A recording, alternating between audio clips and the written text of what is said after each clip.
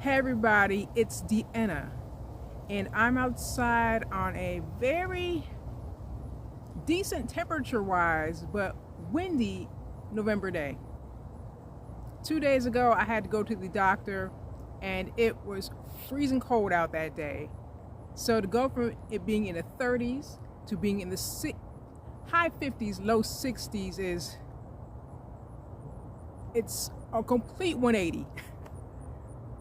The topic I want to discuss in this video is about believing in oneself when the rest of the world does not. Constantly, I deal with people who dismiss me, don't listen to me, who belittle me, who assume I don't know what I'm talking about, who make assumptions about my intelligence, who make stereotypes about me based on my race, my gender, my perceived youth, my socioeconomic status, and other ridiculous things. I have dealt with people, if I say something, the immediate answer is, we don't believe you, you don't know what you're talking about. That has happened to me many times. When I was in college, they had this event at the I can't remember what they used to call that building, the student building. And they had some kind of trivia event. And near the end, this young woman won the whole thing. And they told her that she had the option of winning more money if she got this question correct. If she got it wrong, she would not get the money. So she was asked, what is the capital of Hungary? And back in 6th grade, I did a report on Hungary. Now, while I can't remember a lot of what I did in that report, the one thing I remember is that the capital of Hungary is Budapest. So as soon as I heard that question, I said, it's Budapest, it's Budapest. And these young women, these heifers, were heckling and hassling. Don't listen to her, she ain't know what she talking about, she lying, she lying. I kept looking at this young woman. I told her, please believe me, it is Budapest. She said Budapest, she got it right. And the same hecklers started saying, oh, we knew she knew what she was talking about. I was too young and unconfident to call them bitches to their faces, but whatever. And the young woman who got the question correct, thanks to me, gave me some money. I can't remember how much she gave me, but gave me some of her winnings to thank me for giving her the correct answer. Or one time, there was something going on, and I had made a comment saying, it's my birthday on the same day. You're lying, it ain't your birthday that day. No idea why people do this mess. No idea why. It likely stems from lack of confidence in themselves, insecurity in themselves, and they're projecting their own insecurities about themselves. Because like that trivia game back in college, those heifers didn't know the answer, but instead of being quiet and accepting they didn't know it, they wanted to heckle me, someone who did know the answer. And I have a relative who, it's really windy out. Let this pass for a quick second.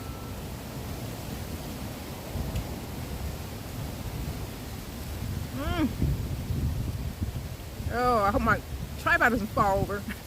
Anyway, I have a relative who will sometimes make nasty comments, and I say something. They asked me one time when my grandfather's birthday was. I said when it was.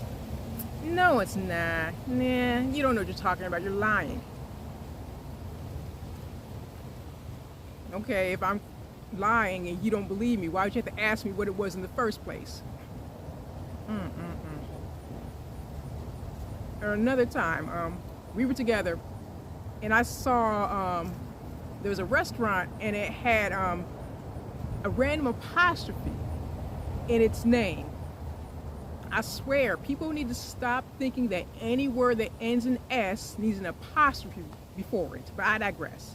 So I pointed it out. I said, that sign's incorrect. That apostrophe should not be there.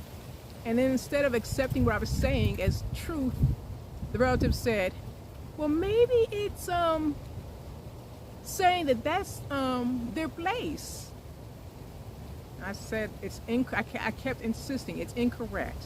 And I had to tell myself, this relative does not have the best grammar or spelling. Randomly capitalizing the first letters of words. I noticed that a lot. Why? I noticed it with boomers. Don't take it personal if you are a boomer who does have good grammar and spelling. But I tend to notice when boomers type that they tend to capitalize random words. Why? Or sometimes they'll capitalize the first letter of each word. Why? Pourquoi? Pourquoi? Don't do that. But anyway, I had to tell myself, this relative does not have the best grammar or spelling. So they're insecure about that, and they don't want to hear me, Ms. Know-It-All, how I'm seen by some relatives, that they're wrong about something and I'm correct. And when people do this, it does get annoying. It's annoying, it's frustrating, it's irritating. And this happened recently too. This is about a few months ago. I saw a bus driver run a light. And I made a mental note of where it happened and the time it happened. And as soon as I had the chance to, I reported it.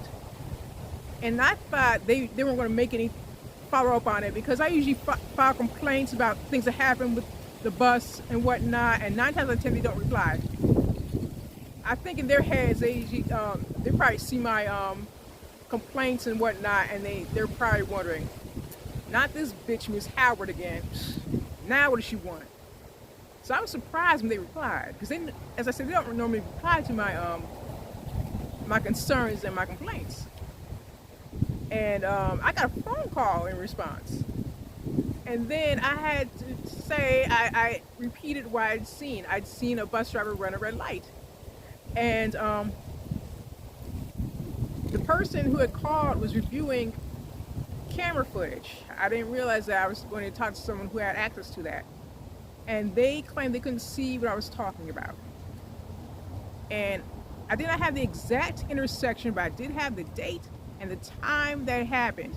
And I gave a description of where it happened, because it's one of those streets. It doesn't have a clear street name, and it's got a bunch of identical looking buildings. So I didn't have the exact, but I did give it a general description of where it happened and the time and the date. So she said, are you sure that's where you saw that? Are you sure you saw that?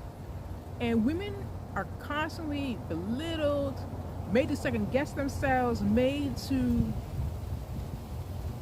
think that they're not correct. They doubt themselves. And she was probably expecting me to say, well, you know what, maybe I was wrong. You know, it's early in the morning. I don't remember. I did not do that. I said, I know what I saw. So she said they were going to look more into it and get back to me. And they did look more into it. They did see the driver running the light on their camera, and the driver got disciplined. All because I was steadfast in my belief. I refused to let people make me doubt myself or second guess myself. And I did not become this way overnight. Because as I mentioned in past videos, I've dealt with a lot of bullying. I've dealt with a lot of abuse. I've dealt with people picking on me, teasing me, constantly making me feel as if I had no worth. And it took a lot of therapy and a lot of self-work for me to get to a point where I can confidently say something and not doubt myself and not second guess myself, and believe in myself, because the rest of the world will not. I have to believe in myself. I have to give myself the confidence that I'm not going to get from everybody else. I have to believe in myself. Because men can be wrong. Men can be confidently wrong. And they don't doubt themselves. They don't second guess themselves. I was watching it this is Trivial Pursuit, and I was watching. This is maybe came out last year, and there was this man who kept confidently answering things incorrectly. Yes, what is Los Angeles? What is the railroad?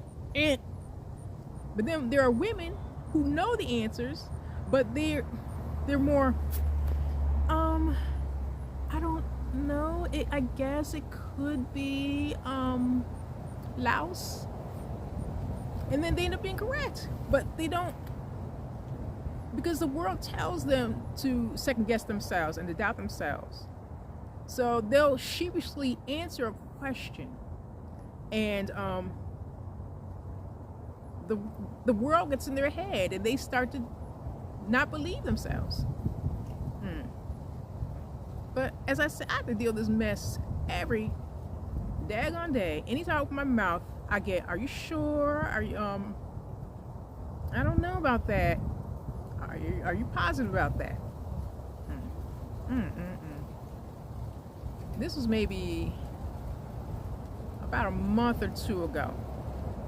I had noticed that a spreadsheet was attached to a meeting invite, one of my spreadsheets.